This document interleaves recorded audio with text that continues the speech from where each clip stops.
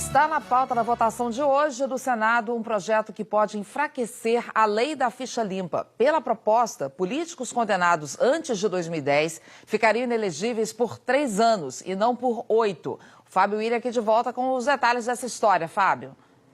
É isso, Ana. 8, como havia decidido o Supremo Tribunal Federal. O projeto foi apresentado no fim do ano passado pelo senador Dalírio Beber, do PSDB de Santa Catarina. E entrou na pauta depois da aprovação de um requerimento que pede urgência na votação.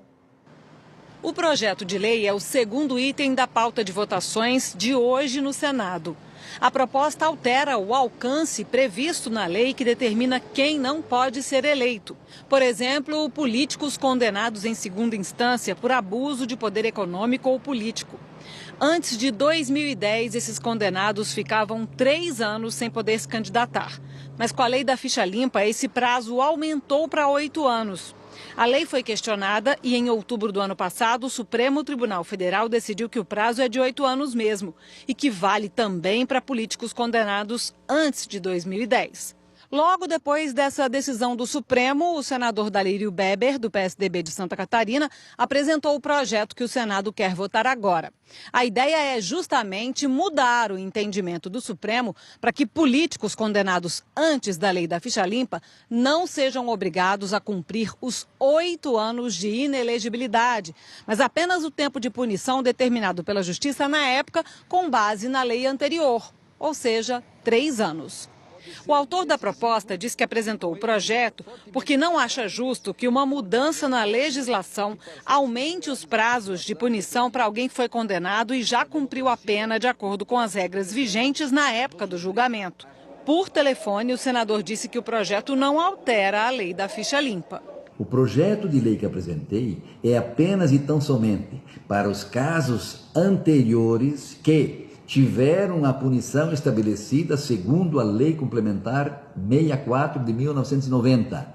E desde que estas decisões tenham transitado em julgado, ou seja, que não caiba mais qualquer tipo de medida judicial que vise buscar a sua alteração. Ainda em dezembro do ano passado, os senadores de 7 partidos apresentaram um pedido para que o projeto fosse votado com urgência no plenário, sem passar pela Comissão de Constituição e Justiça.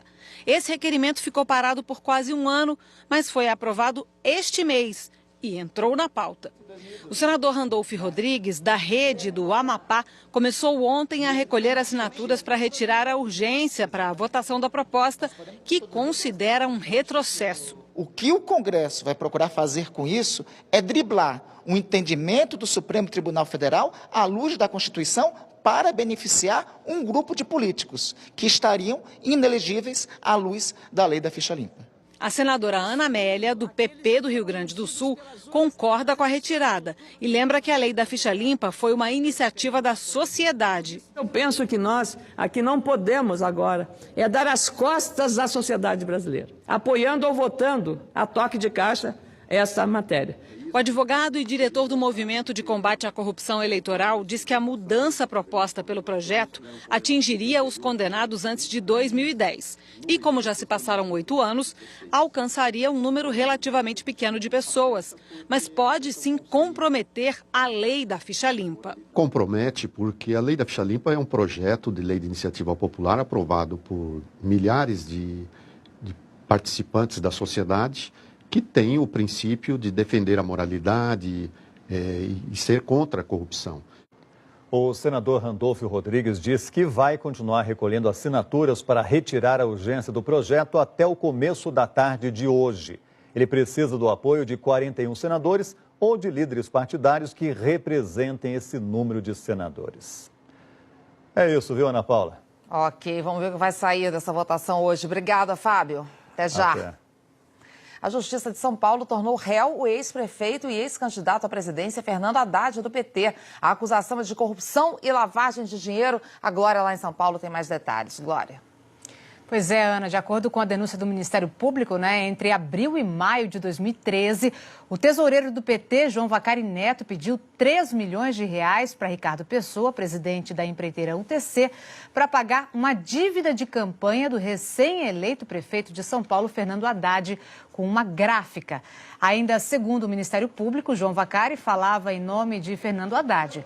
Os procuradores afirmam que o valor era parte de uma dívida de 15 milhões de reais que a empreiteira UTC teria com o Vacari. De acordo com os procuradores, era propina decorrente de contratos com a Petrobras. A assessoria de Fernando Haddad declarou que a ação é mais uma tentativa de reciclar a delação de Ricardo Pessoa, que para a defesa não tem credibilidade. Disse que o Ministério Público já fez denúncias sem provas a partir do depoimento de Ricardo Pessoa e que as denúncias acabaram derrubadas no Supremo.